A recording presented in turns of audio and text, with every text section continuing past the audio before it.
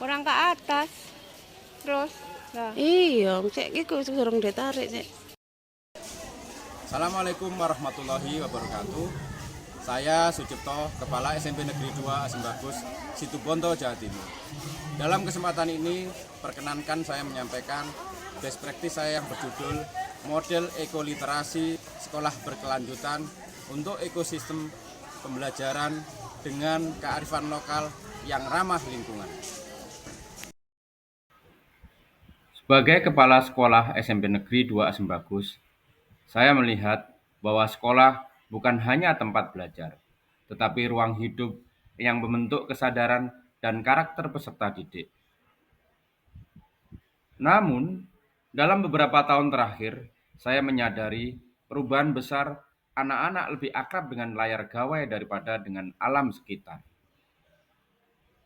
Padahal sekolah kami memiliki lahan yang luas, lebih dari 2 hektar, yang seharusnya bisa menjadi sumber belajar yang kontekstual.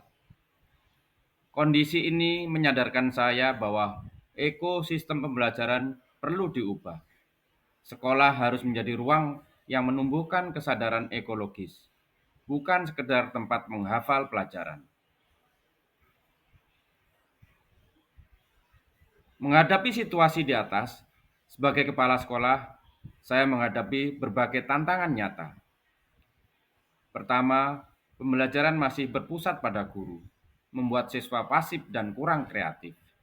Kedua, rendahnya kesadaran ekologis atau ekoliterasi menjadi masalah utama. Ketiga, kondisi geografis Asembagus yang panas dan kering membuat proses belajar tidak nyaman karena suhu mencapai 30 derajat Celcius setiap harinya. Selain itu, keterbatasan ekonomi dengan sebagian besar keluarga dan kewajiban pajak atas lahan produktif menjadi tantangan tersendiri bagi sekolah. Semua itu mendorong saya sebagai kepala sekolah untuk melakukan perubahan yang mendasar, yaitu perubahan dari cara berpikir hingga cara bertindak.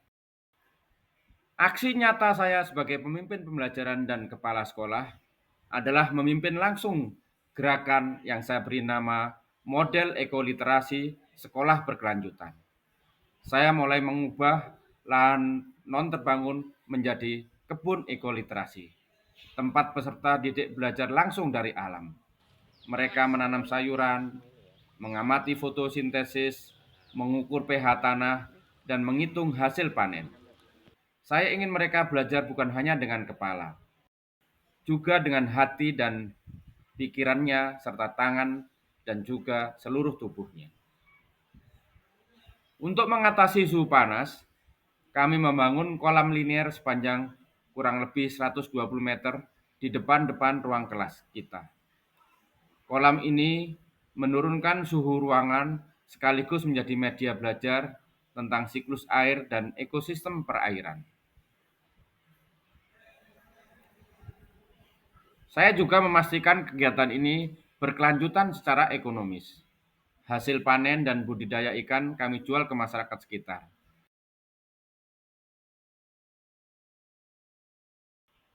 Inilah bentuk kemandirian yang saya dorong, mandiri secara ekologis dan finansial. Selain itu, sebagai pemimpin pembelajaran, saya memimpin guru untuk bertransformasi dari pengajar menjadi fasilitator reflektif. Kami menerapkan pembelajaran berbasis proyek, inquiry, discovery learning, dan kolaborasi antar mata pelajaran. Saya juga mendorong pemanfaatan teknologi digital sebagai sarana refleksi dan publikasi. Peserta didik membuat vlog-vlog edukatif, menulis laporan digital, dan mengunggah karya mereka di portal sekolah. Teknologi kini menjadi alat untuk belajar, bukan sekedar hiburan. Transformasi ekosistem pembelajaran di SMP Negeri 2 Asembagus memberikan dampak yang nyata. Kebun ekoliterasi dan kolam linier tidak hanya berfungsi sebagai sumber belajar, tetapi juga sumber pendapatan sekolah. Guru berperan sebagai fasilitator reflektif, mengarahkan peserta didik menemukan makna dari pengalaman belajar mereka.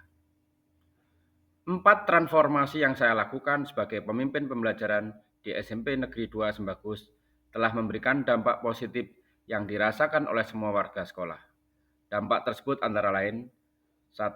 Terciptanya ruang terbuka hijau yang menurunkan suhu lingkungan dan membantu mitigasi perubahan iklim. 2. Meningkatnya keterlibatan dan motivasi belajar peserta didik. 3. Penguatan aspek ekonomi dan keterampilan hidup. Selain itu, sekolah juga menumbuhkan budaya keberlanjutan dengan mengolah sampah menjadi kompos dan menerapkan nilai-nilai kearifan lokal. 4.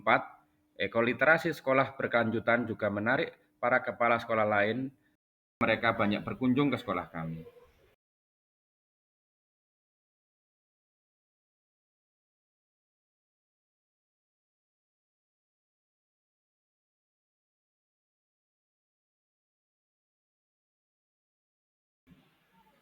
Setelah kami berkunjung di SMPN 2 Sembagus, kami menyadari bahwa perubahan bisa diawali dengan pengolahan lahan di sekitar sekolah.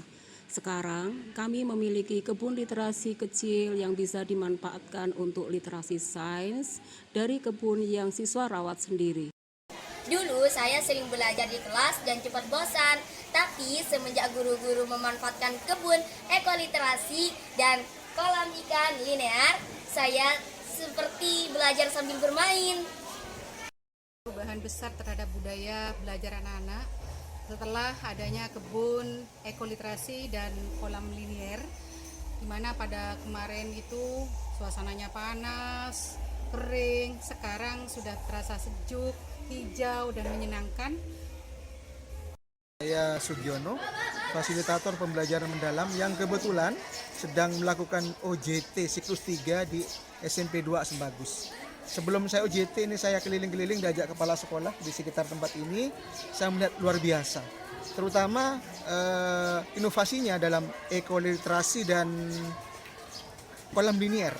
Saya kira ini sangat mendukung untuk dilakukan pembelajaran, terutama pembelajaran mendalam itu sangat mendukung karena disinilah inovasinya sekolah ini, bagaimana mendukung pembelajaran mendalam, terutama situasi sekolah yang cukup panas karena berada di Situbondo bagian timur, sehingga dengan adanya suasana yang sejuk seperti ini, didukung oleh kolam, kemudian didukung oleh kebun yang menarik, itu bisa dijadikan media pembelajaran yang buat anak-anak mendukung pembelajaran mendalam. Saya kira itu, terima kasih. Saya akan keliling-keliling lagi nanti meneruskan menikmati lingkungan alam yang cukup sejuk di Situbondo, khususnya di SMP 2 Sembagus. Terima kasih.